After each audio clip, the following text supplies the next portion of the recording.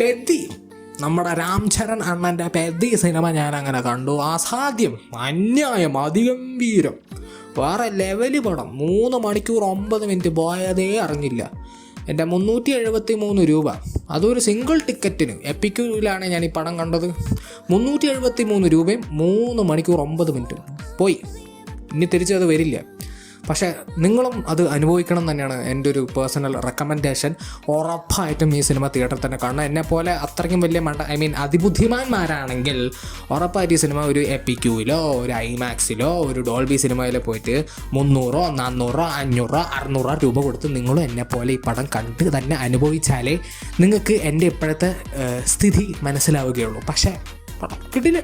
3 മണിക്കൂർ 9 മിനിറ്റ് പോയതായിരുന്നില്ല കേട്ടോ. ഞാൻ ഭയങ്കര എൻ്റർടൈൻഡ് ആയിരുന്നു ഈ പടത്തിൽ. ആക്ഷൻ സീനുകളൊക്കെ വേറെ ലെവൽ. ഞാൻ ചിരിച്ച് ചാവുമായിരുന്നു. പിന്നെ ഇമോഷണൽ സീൻസിന് ഞാൻ കരഞ്ഞ് ചാവുമായിരുന്നു. ബട്ട് ആകെയുള്ള വ്യത്യാസം ചിരിച്ചിട്ടായിരുന്നു കരയണം എന്നുള്ള കാര്യം മാത്രം. പിന്നെ ഞാൻ ലവിലേക്ക് വരാം അവസാനം കേട്ടോ. പിന്നെ ആദ്യം തന്നെ എനിക്ക് ആളുടെ പേര് പറയണം, രാം ചരൺ. മനുഷ്യൻ നിങ്ങൾ നന്നായിട്ട് കഠിനാരാധന ചെയ്തിട്ടുണ്ട്. നിങ്ങളുടെ ബോഡി കണ്ടാൽ മനസ്സിലാവും. നിങ്ങൾ നന്നായി അഭിനയിച്ചിട്ടുണ്ട്. പക്ഷെ അത് ഈ പടത്തിലായി എന്നുള്ള കാര്യം മാത്രമേ എനിക്ക് പറയുള്ളൂ. അതിനെ എല്ലാ നടന്മാരുടെ അടുത്തും പറയണം. ജഗപതി ബാബു ഗംഭീര അഭിനയം, പക്ഷേ ഈ പടത്തിൽ പോയി. ശിവരാജ് കുമാർ ഗംഭീര അഭിനയം. ഈവൻ തോ നിങ്ങൾ കന്നഡ സൂപ്പർ സ്റ്റാറാണ്, ഇതുപോലത്തെ റോളൊന്നും നിങ്ങൾക്ക് ചെയ്യേണ്ട ഒരു ആവശ്യമില്ലെങ്കിൽ പോലും നിങ്ങളിത് ചെയ്തു, നന്നായി തന്നെ ചെയ്യുകയും ചെയ്തു. പക്ഷേ ഈ പടത്തിലായി പോയി. പിന്നെ ജാൻവി കപൂർ, ഞാൻ വരാം. ജാൻവി കപൂറും ലവ് അതിലൊക്കെ ഞാൻ എളുപ്പം തന്നെ വരാം. Music AR Rahman. പടം റിലീസാവുന്നതിന് മുന്നേയുള്ള പാട്ടുകളൊന്നും എനിക്ക് പ്രത്യേകിച്ച് അത്രയ്ക്ക് ഇമ്പ്രസീവായി തോന്നിയില്ല. ആകെ ചിക്കിരി ചിക്കിരി മസാ മസാ എന്ന് പറഞ്ഞിട്ട് 2 പാട്ട് മാത്രമുണ്ട്. അത് രസമായി തോന്നി. ആൻഡ് പടത്തിൻ്റെ കാര്യത്തിലേക്ക് വരുമ്പോഴും പാട്ടുകളുടെ കാര്യത്തിൽ അതന്നെ എനിക്ക് പറയുള്ളൂ. ചിക്കിരി ചിക്കിരി മസാ മസാ നല്ല രസമുണ്ടായിരുന്നു. ബാക്കിയുള്ളതൊന്നും വലിയ കാര്യമില്ല. പക്ഷേ ബാക്ക്ഗ്രൗണ്ട് മ്യൂസിൽ അണ്ണൻ കലക്കി വിട്ടിട്ടുണ്ട്. നന്നായിട്ട് തന്നെ ചെയ്ത് വെച്ചിട്ടുണ്ട് ആസ് യൂഷ്വൽ. ഓബിയസ്ലി AR റഹ്മാനാണ്, മിനിമം ഗ്യാരണ്ടി ഉണ്ടാവും. പിന്നെ പടത്തിൻ്റെ ടെക്നിക്കൽ ആസ്പെക്ട്സിലേക്ക് വരുമ്പോൾ സിനിമാറ്റോഗ്രഫി ആൻഡ് അതുപോലെ നമ്മുടെ കളർ ഗ്രേഡിങ് കിടിലൻ, വേറെ ലെവൽ, സൂപ്പറായിട്ട്, സീരിയസ് ആയിട്ട് പറയാണ്. അതുപോലെ തന്നെ നമ്മുടെ ഓഡിയോ ഡിപ്പാർട്ട്മെൻറ്റും നല്ല വർക്കാണ്. പക്ഷേ CGI, visual effects, green screen effects 300 കോടി രൂപയാണ് ഈ പടത്തിൻ്റെ ബഡ്ജറ്റ്. നിങ്ങളത് കാണുകയാണെങ്കിൽ, അല്ലെങ്കിൽ നിങ്ങൾ കണ്ട ആളാണെങ്കിൽ നിങ്ങളതൊന്ന് ആലോചിക്കും. 300 കോടി രൂപ. എനിക്ക് മലയാള സിനിമയിൽ 30 കോടി രൂപയ്ക്കൊക്കെ എടുത്തു വെച്ച ബഡ്ജറ്റോടെ എടുത്തു വെച്ച ഗംഭീര വിഷ്വൽ എഫക്ട്സ് ഉള്ള സിനിമയുടെ അടുത്ത് ഒരു കാര്യം പറയണോ, നിങ്ങൾ ഇവരുടെ കോൺഫിഡൻസ് ഒക്കെ കണ്ടു പഠിക്കണം. 300 കോടി രൂപയ്ക്ക് പടച്ചു വിട്ട വിഷ്വൽ എഫക്ട്സ് ആണ് ഈ പടത്തത്തെ. അവസാനത്തെ സീനൊക്കെ എന്തായിരുന്നു? അങ്ങോട്ട് രാംചരനൊക്കെ ചത്ത അഭിനയിക്കുകയായിരുന്നു. പക്ഷെ എന്ത് കാര്യം, പിന്നാലെ ഒരു നാടകത്തിൻ്റെ സെറ്റിട്ട പോലെയുണ്ട് ഗ്രീൻ സ്ക്രീൻ കാണുമ്പോൾ. വല്ല സീരിയൽ ലെവൽ വിഷ്വൽ എഫക്ട്സ്. നാടക സീരിയലായിരുന്നു ആ എൻഡിങ് ഒക്കെ. ഞാൻ നന്നായി എൻജോയ് ചെയ്തു. ചിരിച്ച് ചത്ത് ഞാൻ അതൊക്കെ കണ്ടിട്ട് എൻ്റെ മോനെ. പിന്നെ ഇതിൽ കുറേ കിടിലൻ സീൻസ് ഉണ്ട് കേട്ടോ. മറ്റേ ഒരു തുണി ഊരൽ ഫൈറ്റ് സീനൊക്കെ ഉണ്ട്, വേറെ ലെവൽ. നിങ്ങൾക്ക് പുഷ്പ 2 ക്ലൈമാക്സ് ഫൈറ്റ് സീൻ മോശമായി തോന്നിയെങ്കിൽ നിങ്ങൾ 100% ഈ സിനിമ തിയേറ്ററിൽ തന്നെ കാണാം. മിനിമം ഒരു എപ്പിക്യൂലെങ്കിലും കാണാം. അപ്പം നിങ്ങൾക്ക് മനസ്സിലാവും പുഷ്പ 2 ക്ലൈമാക്സ് സീൻ്റെ ഒക്കെ ലെവലും എത്ര ലെവൽ, ഏത് ലെവലിൽ നിൽക്കുന്ന സീനാണെന്നത് മനസ്സിലാവും. അത്രയ്ക്കും കിട്ടില്ല കുറേ ഫൈറ്റ് സീൻസ് ഈ പടത്തിലുണ്ട് കേട്ടോ. പിന്നെ പടത്തിൻ്റെ ഡബ്ബിങ്, പാനിൻ്റെ ലെവൽ ഡബ്ബിങ് ഒക്കെ കിടിലാണ്. ആകെയുള്ള ഒരു പ്രശ്നം എന്ന് പറഞ്ഞാൽ ചില സീനും ഡയലോഗും ഒരു ബന്ധമില്ല. അതുപോലെ ചിലവർ കടന്നിങ്ങനെ വായിട്ടരങ്ങേണ്ട ഡയലോഗൊന്നും വരുന്നില്ല. അതിന് മാറ്റി നിർത്തി തന്നെ ഡബ്ബിങ് കിടിലായിരുന്നു കേട്ടോ, സീരിയസ് ആയി പറയാം. പിന്നെ പടത്തിൻ്റെ ലവ് ആക്ച്വലി അത് അവസാനം പറയാം ഗൈസ്. ഞാൻ അവസാനം പറയാം. ഒരു കാര്യം കൂടി എനിക്ക് പറയാനുണ്ട്. ഞാൻ ഒരു കാര്യം പറയട്ടെ ഗൈസ്, നിങ്ങൾ ഈ സിനിമയിൽ വർക്ക് ചെയ്ത ആൾക്കാരുടെ അടുത്ത് എനിക്കൊരു ചോദ്യം ചോദിക്കണം. നിങ്ങൾ ഈ സിനിമ കാണില്ലേ? എന്തായാലും ഫൈനൽ എഡിറ്റ് നിങ്ങൾ കാണില്ല. അപ്പോൾ ഒന്ന് ആലോചിച്ചാൽ പോരെ, പടം എന്തായാലും വധമാണ്. അപ്പോൾ ഓഡിയൻസിന് എത്രയെങ്കിലും ഒരു ആശ്വാസം കൊടുക്കാൻ ഒരു 2 മണിക്കൂർ 2.25 മണിക്കൂറിലേക്ക് പദം നമുക്കൊന്ന് ഒതുക്കിയാലോ. അത് ആ ഒരു തോട്ട് നിങ്ങളുടെ മനസ്സിലുമില്ലേ? നിങ്ങൾക്ക് ഓഡിയൻസിൻ്റെ മുകളിൽ വല്ല വൈരാഗ്യമുണ്ടോ? എന്തിനാണിത് 3 മണിക്കൂർ 9 മിനിറ്റ് ഇരിക്കിയത്? ഒരാവശ്യമില്ല. 2 hours 9 minutes ഇവിടെ 1 മണിക്കൂർ 9 മിനിറ്റ് വേണമെങ്കിൽ പടം തീർക്കാം. പക്ഷേ അല്ല ഓഡിയൻസ് അങ്ങനെ ഈസി ആയിട്ട് അവരെ വിടാൻ പാടില്ലല്ലോ. അവരുടെ പൈസയും കൊടുത്തിട്ട് 3 മണിക്കൂറെങ്കിലും മിനിമം ഇരുന്നിട്ട് പോയാൽ മതി. അവർ സഹിക്കട്ടെ എന്ന് ആലോചിച്ചിട്ടാണോ എന്ന് എനിക്കറിയില്ല, എന്താ വൈരാഗ്യം എന്നൊന്നും എനിക്കറിയില്ല. പക്ഷേ എന്തിനെന്നുള്ള ചോദ്യത്തിൻ്റെ ഉത്തരവും നമ്മുടെ കയ്യിലില്ല. പിന്നെ ഈ പടത്തിൻ്റെ ഏറ്റവും വലിയൊരു പോസിറ്റീവ് പറയുകയാണെങ്കിൽ ഈ പടം ഈ വർഷത്തിലൊരു വേസ്റ്റ് മൂവിയാണെന്ന് ഞാൻ പറയില്ല. കാരണം അതിപ്പോഴും രാജാസാബാണ്. നീ പെദ്ദിയൊന്നും വളരില്ല. രാജാസാബൊക്കെ ഏത് ലീഗ്? ഇത് പെദ്ദിയൊക്കെ എന്ത് ചെല്ലു പയ്യൻ, അതൊക്കെ രാജാസാബ്. അതിൻ്റെ ലെവലിലേക്ക് വല്ല എത്തണമെങ്കിൽ ആ ഡയറക്ടറിനെ വല്ല ഇറക്കേണ്ടി വരും. ബട്ട് അതിനെപ്പറ്റി ഞാൻ എന്തായാലും പറയാൻ ഇപ്പം ആഗ്രഹിക്കുന്നില്ല. നമുക്കിപ്പോൾ പെദ്ദിനെ പറ്റി സംസാരിക്കാം. ഇനി പടത്തിൻ്റെ ലവ്, ഇപ്പോഴത്തെ പുതു ജനറേഷനിലുള്ള കപ്പിൾസിൻ്റെ അടുത്ത് എനിക്കൊരു കാര്യം പറയാനുള്ളൂ. നിങ്ങൾ ഈ സിനിമ എന്തായാലും തിയേറ്ററിൽ തന്നെ പോയി കാണണം.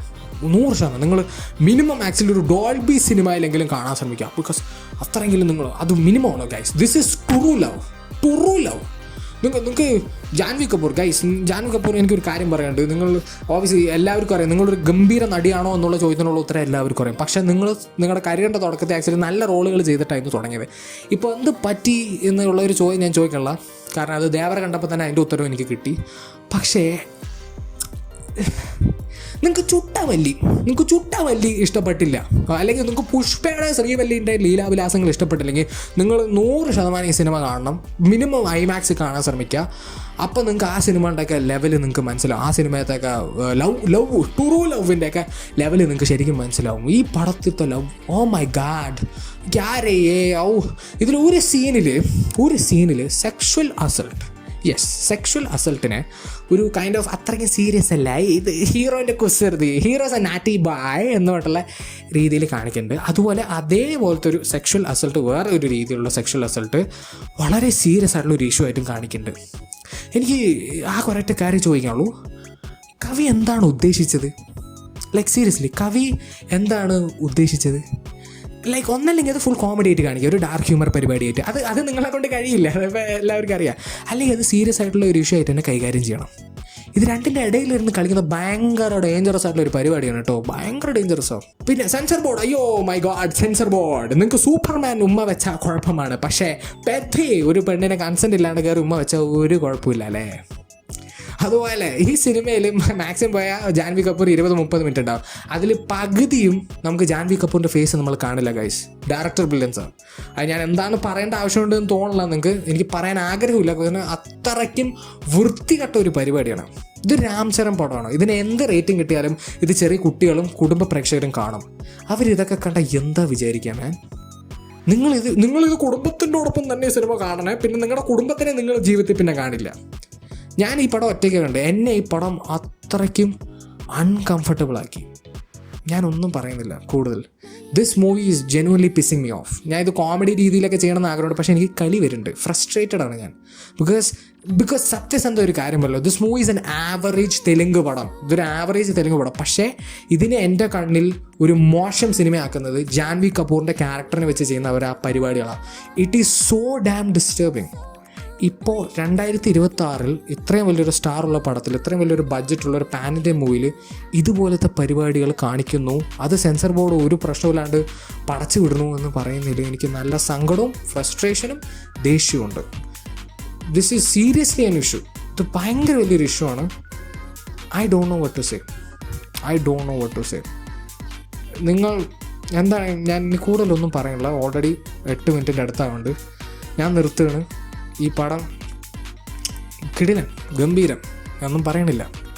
എന്താണെങ്കിലും നിങ്ങൾ സിനിമ കണ്ടവരാണെങ്കിൽ അയ്യോ ജീവനോടെ ഇപ്പോഴും ഉണ്ടല്ലോ, നിങ്ങൾ എന്തായാലും നിങ്ങളുടെ ഒപ്പീനിയൻ കമൻറ്റ് സെക്ഷനിൽ ഡ്രോപ്പ് ചെയ്യുക. ആൻഡ് വീഡിയോ ഇഷ്ടപ്പെട്ടെങ്കിൽ ലൈക്ക് ചെയ്യുക, ഷെയർ ചെയ്യുക, സബ്സ്ക്രൈബ് ചെയ്യുക, നോട്ടിഫിക്കേഷൻ ബെൽ അമർത്താൻ മറക്കരുത്. And I will see you guys in next video. By.